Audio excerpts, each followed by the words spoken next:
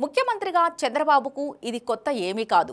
ఆయన 4వసారి సీఎం అయ్యారు. అయితే కొత్తదనం ఏమిటి అంటే 164 సీట్లతో బ్రహ్మాండమైన మెజారిటీతో కని విని ఎరుగని విధంగా టీడీపీ రావడం అన్నది. చంద్రబాబు విభజన ఏపీకి రెండోసారి సీఎం. దాంతో ఆయనకు అన్నీ తెలుసు. అదేవిధంగా తన హయాంలో ఆగిపోయిన కార్యక్రమాలను గాడిన పెట్టడానికి ఆయన ఈ 100 రోజుల సమయం ఉపయోగించుకున్నారు. బాబు 100 రోజుల పాలన గురించి జనాలను జడ్జిమెంట్ ఇవ్వమంటే వారు కూడా ఇది చాలా తక్కువ సమయం అని అంటారు. అయితే 100 రోజుల పాలనలో బాబు సాధించింది ఏమిటి అంటే ఆయన కొన్ని కార్యక్రమాల మీద సంతకాలు పెట్టారు.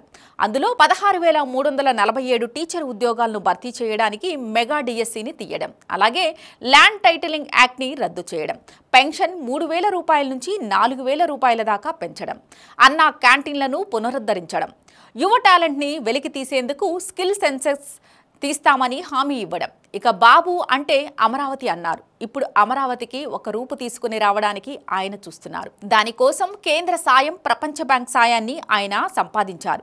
అమరావతి రాజధాని బాబు హయాంలో పూర్తి అవుతుంది అన్న నమ్మకాన్ని ఆయన తొలి 100 రోజుల్లో కలిగించారు. అలాగే పోలవరం ప్రాజెక్టు విషయంలో అడుగులు ముందుకు పడుతున్నాయి.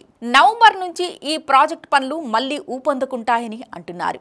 బాబు సీఎం అయ్యాక 12,000 కోట్ల రూపాయల దాకా నిధులు కేంద్రం నుంచి మంజూరు చేయించగలిగారు.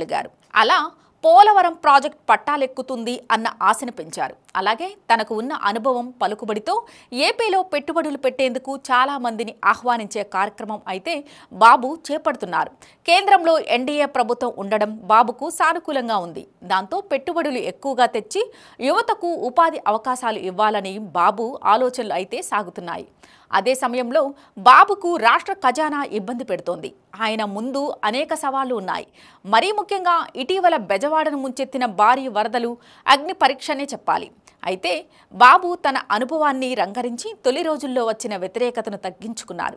తానే ఏకంగా 10 రోజుల పాటు జనంలో ఉండి వరద బీభత్సవాన్ని ఎదుర్కొన్నారు. అలా బాబు సంక్షోభంలో సైతం మార్కులు సాధించగలిగారు. ఇప్పుడు వరద బాధితులకు తగిన సాయం చేయడం ద్వారా మరింతగా మంచి చేశారు అనిపించుకుంటున్నారు. అయితే ఇవన్నీ నాణ్యానికి ఒకవైపు. రెండో వైపు చూస్తే లా అండ్ ఆర్డర్ కొంత ఇబ్బందిగానే ఉంది. కూటమి ప్రభుత్వం వచ్చినా మహిళల మీద అత్యాచారాలు ఆగడం లేదు. అలాగే రాష్ట్రంలో రాజకీయ ప్రతీకారాలు కూడా పెరిగిపోతున్నాయి. దాంతో ఆ మచ్చ కూడా పడుతోంది. ఇంకోవైపు ఉచిత ఇసుక పాలసీ తెచ్చి నిర్మాణ రంగాన్ని బదిలిపరిచిన నియోజకవర్గాల్లో అవినీతి దందాలు చేసే పార్టీలు కొందరి వల్ల పార్టీ ఇమేజ్ దెబ్బతింటోంది అని అంటున్నారు. ఇక సూపర్ 6 హామీల విషయంలో కూడా అడుగులు ముందుకు పడలేదు. మహిళలకు ఉచిత బస్ అని అన్నారు, అది లేదు.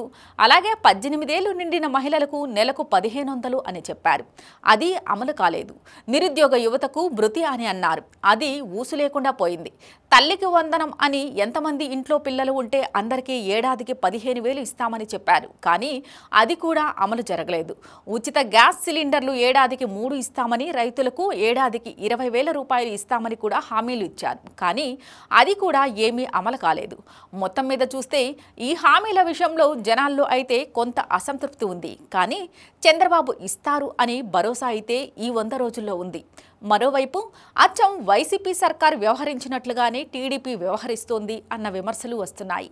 వైసీపీకి అనుకూలమని కొందరు పోలీసు అధికారుల విషయంలో చర్యలు తీసుకోవడం, అలాగే వైసీపీ నేతలను టార్గెట్ చేసి వారి మీద కేసులు పెట్టడం, అరెస్ట్ చేయించడం వంటివి ప్రభుత్వం దూకుణ్ణి చెబుతోంది. ఇది రాజకీయంగా చేస్తున్న ప్రజల్లో ఎక్కడో ఒక చోట కనెక్ట్ అయితే ఇబ్బంది వస్తుంది అని అంటున్నారు. మొత్తం మీద చూస్తే చంద్రబాబు 100 రోజుల పాలన అన్నది ఇంకా మొదటి ముద్ద తింటూ భోజనం మొత్తం బాగుందా అని అడిగినట్లుగా ఉంది. కనీసం మరోవైపు 6 నెలల దాకా టైం ఇస్తే ప్రభుత్వం నడక అన్నది తెలుస్తుంది అని అంటున్న వారే ఎక్కువ మంది ఉన్నారు. సో 100 డేస్ అన్నది వైసీపీ విపక్షంగా విమర్శలు ఎంత చేసినా జనాలు గొంతు కలపని హనీమూన్ పీరియడ్ గానే చూడాల్సి ఉంటుంది అని అంటున్నారు.